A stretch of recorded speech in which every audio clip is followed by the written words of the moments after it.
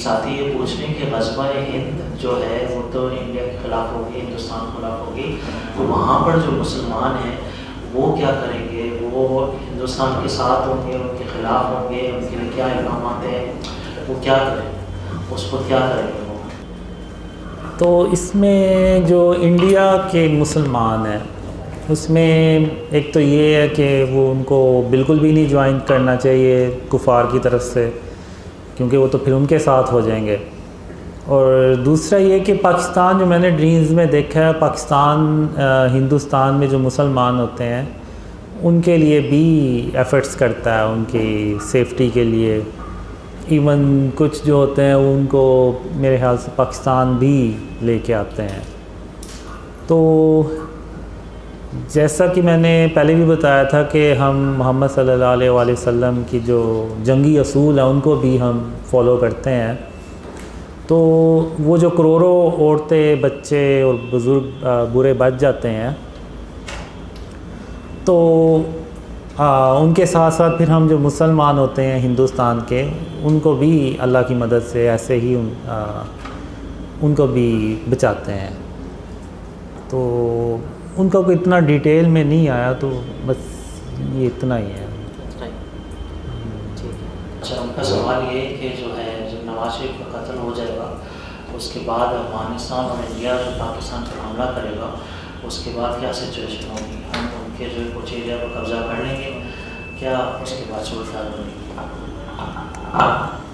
असल में ये है कि जो नवाज़ शरीफ वाला ड्रीम है वो एक अलग ड्रीम है, वो और जो इंडिया अटैक करता है वो अलग ड्रीम है।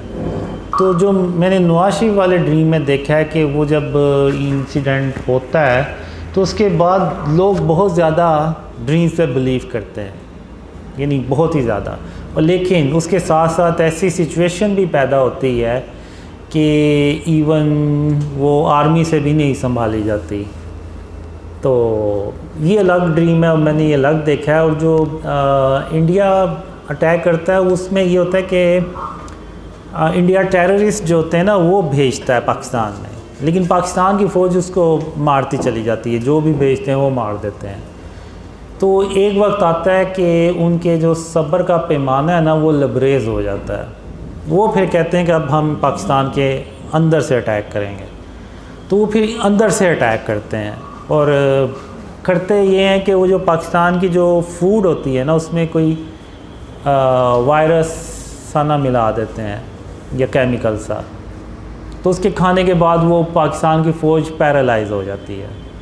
तो उसके बाद फिर इंडिया इस तरफ से, ईस्ट की तरफ से और ये अफ़गानिस्तान की तरफ से भी ना मल्टीपल अटैक्स होते हैं, जिनमें एक बड़ा अटैक आप कह लें कि वो लाहौर के बॉर्डर पे करता है। अब उसमें ये नहीं है कि वो लाहौर चला जाता है या फिर वो डैमेज हो जाता है। अब उसमें ये होता है कि जैसे वो बॉर्डर्स पे एक झड़पें हो रही हैं, जंग सी हो रही है इस तरह से। तो अब आप अगर देखें तो जो DHA के जो कुछ फेजेस हैं वो बिल्कुल ही बॉर्डर के करीब चले गए हैं, तो अब वो भी चले गए होंगे और जो लोग हैं वहाँ पे उन्होंने भी घर बना लिए होंगे सारा कुछ। तो जब वहाँ पे झड़प होती है, अटैक होता है, तो उसके जो असरात है ना, जो इर्द गिर्द की जो करीब की आबादी है ना, वो उस पर वो डैमेज होता है। और चूँकि वो डैमेज होते हैं तो वो देखते हैं कि शायद आर्मी इसको नहीं हैंडल कर पाएगी और वो मुश्किल भी बहुत होता है आर्मी के लिए। तो उसमें फिर बाकी जो लाहौर में जो बाकी के रिहायशी होती हैं उनमें फ़ियर आता है कि पता नहीं कहीं इधर ही ना आ जाए सीधा ये। तो ऐसी सिचुएशन होती नहीं है, लेकिन जो बॉर्डर के करीब करीब होता है ना उधर वो डैमेज होता है। तो अल्लाह ना करे कोई ऐसी सिचुएशन पैदा हो। तो हम ड्रीम तो शेयर कर रहे हैं, तो अल्लाह करे कि ये फैल जाएं और लोगों को पहले से पता चल जाए। तो इस तरह से ना वो ड्रीम में होता है। उसमें अफ़गानिस्तान से भी अटैक आते हैं पाकिस्तान पे, यानी बॉर्डर्स पे, यानी पाकिस्तान को दोनों तरफ से ना अंगेज किया जाता है। 3 दफ़ा खून से ये इलाज बढ़ जाएगा। इसके बाद ये कहने नेमतुल्लाह शाह वलीउल्लाह ने जो है अपनी पेशन गोयों में ये भी किया था कि अटक पुल जो है 3 दफ़ा लाल हो जाएगा, खून से भर जाएगा। तो ऐसा कुछ आपने देखा? गालिबन ये पूछना चाह रहे हैं ख्वाबों में कि अटक पुल तक अफगानिस्तान से लोग आ जाएंगे। अब इसका मुझे नहीं पता। अब जो ड्रीम्स में मैंने देखा है कि वो सिचुएशन तो पाकिस्तान की काफ़ी ख़राब होती है। इसमें ये होता है कि